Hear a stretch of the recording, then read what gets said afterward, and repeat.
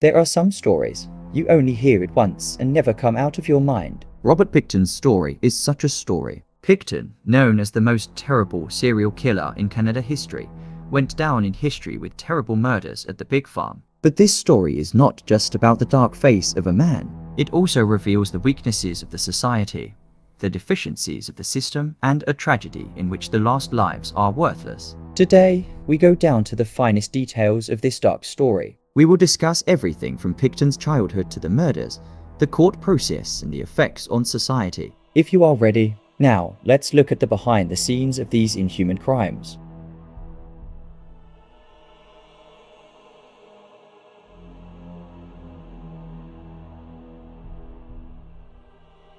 Robert William Pickton was born on October 24, 1949, in a small town called Port Coquitlam. Port Coquitlam was an isolated settlement that lived with agriculture and animal husbandry at that time. The Pickton family was running a pig farm here, and the farm was Robert's home and the center of his life. However, from the outside, things were not normal in the Pickton family, which looked like an ordinary family. Robert's mother, Louise Pickton, was the dominant figure of the farm. He was a solid, hard, and authoritarian woman. Louise had both physically and emotionally control in the family. The fact that he did not show love for his children, who he forced to do heavy work on the farm, deeply affected their psychological development. Louise. There was no difference between animals and people. As a younger child, Robert grew up seeing his mother treated the pigs hard and cruelly cut them. These images would form the cornerstones of his wild nature ahead. Robert's father, Leonard Pickton, on the contrary, was a quiet and ineffective man.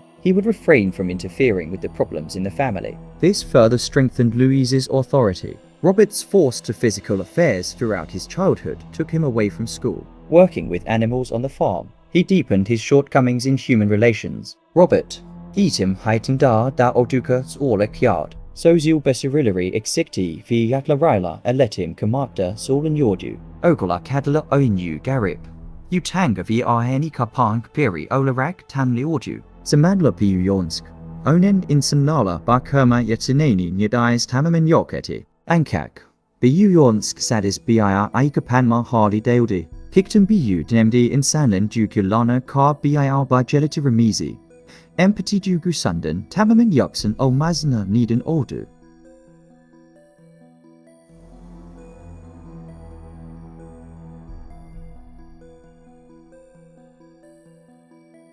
In the 1970s, with the death of his family, all the responsibility of the farm remained on Robert and his brothers. However, this farm was not an ordinary animal breeding area. In time, Pickton turned the farm into a place where he would commit terrible crimes. In this process, they enlarged the business with his brother David. Farm. It was an ideal place to live an isolated life from the society, and Pickton realized that he could act here without accounting for anyone. The farm provided a space for Pickton to move freely, while allowing the dark impulses in it to be released. However, at that time, no one could imagine that this farm would turn into a terrible slaughterhouse in the future. Pickton began to use alcohol, drugs, and money to draw his victims to his farm. At this point, Vancouver's downtown East Side region has become its main target.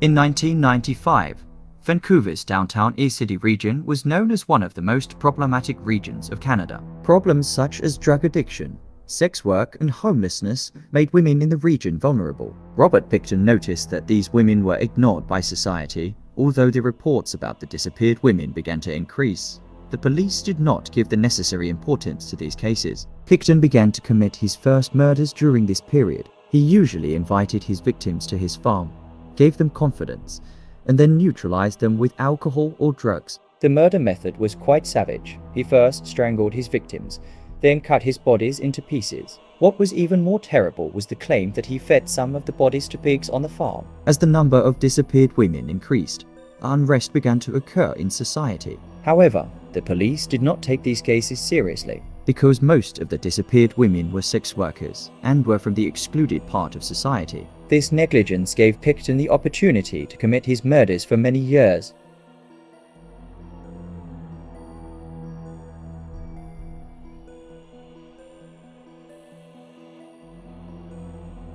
In 2002, the Vancouver Police Organization had to start a more comprehensive investigation due to the increasing social pressure on women who have lost for years. This case, which was silent for a long time, finally began to progress with the statements and notices of several eyewitnesses. Robert Pickton's farm. It has been the subject of various rumors for a long time. Some people living around the farm complained about the strange sounds they heard at night and the bad smells from the farm. However, these rumors have been ignored for years. It was known that the police's pressure on the farm was not connected to the murders at the beginning. The raid was carried out to investigate the hints of illegal weapons and some local losses. However, the police were almost shocked by what they found on the farm. Personal belongings of women who disappeared in the first searches made on the farm. Blood samples and DNA remains were found. As the clues appeared one after another, the police decided to examine the farm deeply. The police discovered that Pickton used the pig farm as a terrible slaughterhouse. It turned out that the victims' bodies broke their bodies and fed them to the pigs on the farm. Later,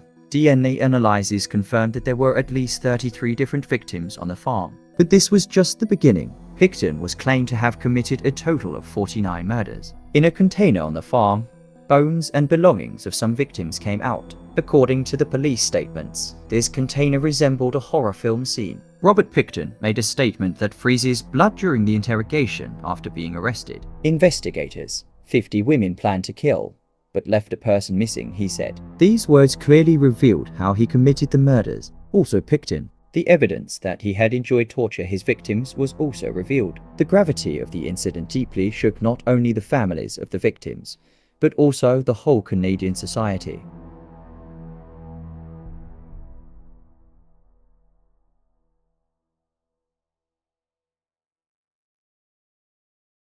The Robert Pickton case revealed not only a series of terrible murders committed by a serial killer, but also a social tragedy. This story has to talk about not only the crimes committed by Pickton, but also how these women are ignored by society. Most of the disappeared women, sex workers and drug addicts, they represented the weakest rings of the system, and therefore no one took their disappearance seriously. The police considered these losses as simple cases for many years and did not initiate a sufficient investigation. The emergence of this case caused a great wave of anger in society. The families of the victims rebelled for their losses for years. If someone listened to us, these women could have been alive. Families who shouted, wanted justice to find its place, albeit late. In society, gender. A harsh debate began on how some people were excluded due to class and economic status. This was not only a judicial investigation, but also a serious criticism of Canada's social policies. Robert Pickton's court lasted for years. In 2007, he was found guilty of 6 murders and sentenced to life imprisonment. However, many people thought it wasn't enough. The families of the remaining victims believed that the case was not completely resolved. The evidence on the farm showed that the identity of many victims could never be determined. This meant that the full scope of Pickton's crimes would never be known. This story will be remembered not only with the terrible crimes of a serial killer, but also for the failure of the system to protect the weakest rings of the system. Robert Pickton will be remembered as one of the most terrible serial killers in Canadian history. But this case must be a lesson to prevent society from turning back to individuals who are excluded. Finally, we hope that this story will not only remind the victims of the victims, but to be referred to as human beings, not as forgotten and ignored individuals in society. Their names should be remembered not only as a victim, but by the stories they carry throughout their lives.